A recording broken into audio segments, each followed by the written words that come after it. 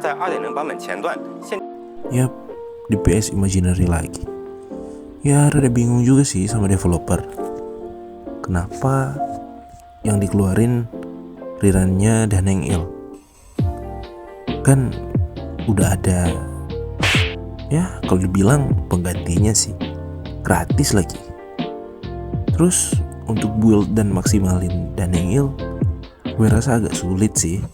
Terus mahal. Ya kenapa mahal? Ya gini, gue jelasin. Daneng Il itu punya beberapa faktor yang ya dapat disebut kekurangan, tapi juga kelebihan. Emang apa aja sih kelebihan sama kekurangannya? Ya udah, yuk kita bahas kelebihan Daneng Il. Sebelum itu cuy, gue mau bahas dulu apa-apa aja sih kit-kitnya. Nah, kita mulai dari basic attack. Nah, basic attacknya ini, singkatnya, ini merupakan sumber damage output terbesar dari Daneng. Nah cuy, basic attacknya ini memiliki enchant sampai ketiga atau perubahan sampai ketiga. Di setiap enchantnya itu memberikan damage yang berbeda-beda pula. Ada yang dari enchant pertama, enchant kedua, dan yang maksimal itu enchant ketiga. Yang paling besar itu di enchant yang ketiga. Nah, kita lanjut ke talentnya nih cuy. Nah, talentnya ini memberikan satu lapis Regenerate itu. Nah, dari satu lapis itu memberikan 10 tambahan damage. Dan ini bisa ditumpuk hingga menjadi 6 lapis sampai gilirannya berakhir. Lanjut ke skillnya nih cuy. Skillnya ini tidak memberikan damage, tapi merupakan penambahan atau ya faktor yang memberikan enchant ke basic attack lu yang gua jelasin di awal. Nah cuy, lu perlu tahu, jadi di setiap enchant attack yang kedua dan ketiga, lu bakalan dapat penambahan critical damage, tapi hanya di serangan yang keempat atau ya di terakhir-terakhir lah. Nah terakhir ultinya nih cuy. Jadi ultinya ini singkatnya memberikan damage ke target, ya ketiga target lah. Katakanlah itu terbagi, jadi target utama yang dituju itu 300% dan yang di sebelah-sebelahnya itu 140-an. Nah ultinya ini memberikan 2 lapis Insurgent Sentai itu. Ya lu bisa lihat lah yang ini nih. Nah 2 ini. Nah barang ini nih bisa bantu gantiin skill point lu. Jadi yang pertama awalnya itu lu butuh 3 skill point. Nah dengan lu ulti itu bisa menggantikan 2 skill point yang lu konsumsi. Ngerti nggak? Oke, masuk di kelebihannya Daneng nih. Menurut gua kelebihan Daneng itu ada di desainnya cok. Asli keren banget. Bayangin aja tuh, anjir, idle animationnya tuh bisa terbang coy, melayang dia, muncul ekornya lagi. Bayangin aja nih tekniknya cok, bisa ngedash. Terus kalau ngedash, kalau kena ke target, lu bisa dapat kalau nggak salah 1 atau 2 Sascrow Sentai itu. Jadi lebih mempermudah lu dalam memberikan damage. Kelebihan lain ialah damage yang super duper besar. Iya emang besar cok, asli. Daneng Il juga dikenal sebagai DPS yang mampu untuk konsisten dalam menghasilkan damage lebih dari 90.000 k.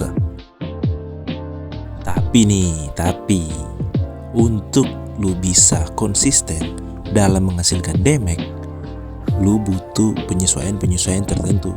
Nah itu dia yang masuk di kekurangannya Daneng Il. Oke cuy, faktor pertama ialah LC atau signaturnya. Nah LC-nya ini berguna banget. Inti dari Lycon ini ialah lu dapat 18% crit rate, terus lu bisa dapat peningkatan attack dan peningkatan ER. Kalau yang nggak tahu ER, energi recharge itu ya itu. Tapi bang, ER apa pentingnya buat DPS? Kan lebih penting attack, damage, atau itu-itulah. Kok ER dibanggain? Kok justru semakin banyak ER maka semakin baik. Semakin cepat dan yang ulti, maka kekonsistenan damage yang dihasilkan itu juga semakin baik. Karena kalau dia ulti terus, maka Sasco sentranya itu bisa ada terus. Jadi SP bisa dihemat buat karakter-karakter lain. Sebenarnya ada LC yang bisa gantiin lah, kalau memang nggak mau gacha LC-nya. Tapi ya lu harus berkorban ER deh di link rope you.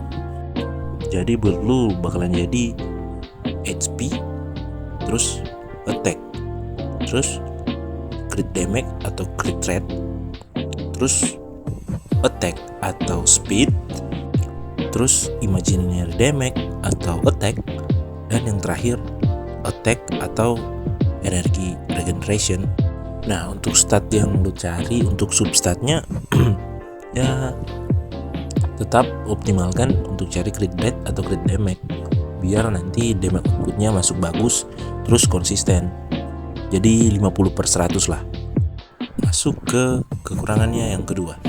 Sebenarnya mau sebut ini kekurangan juga nggak bisa sih, soalnya ini tergantung ya kemauan lu mau build seoptimal apa. Tapi beberapa youtuber, beberapa website pembahasan mengenai karakter mengatakan bahwa yang lebih optimal dari Danheng ialah E2 nya itu. Nah, sedangkan kalau lu nggak punya E2, damage output yang lu belikan itu bakalan kurang.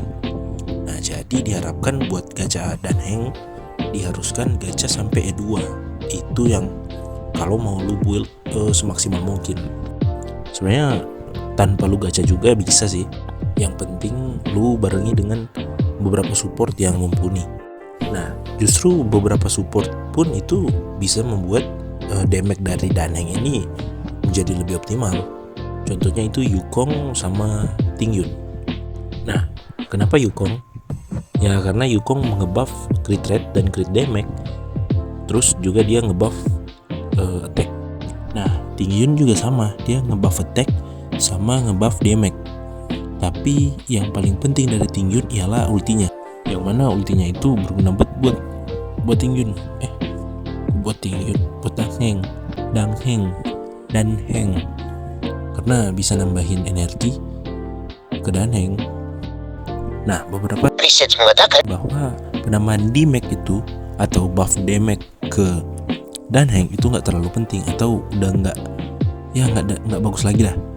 Lebih mending kalau penambahan itu dirubah jadi penambahan attack, sebab attack itu lebih mending dikasih daripada damage.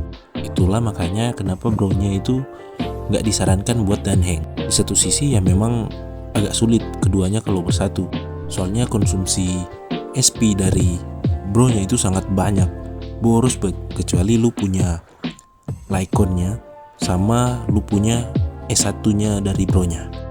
Nah, untuk support yang mahal, gua saranin lu buat pakai Ruanmei. Kalau bukan Ruanmei, lu pakai Huohuo. Lebih bagus lagi kalau lu bersamain. Kenapa? Karena ya Huohuo bisa nambah attack.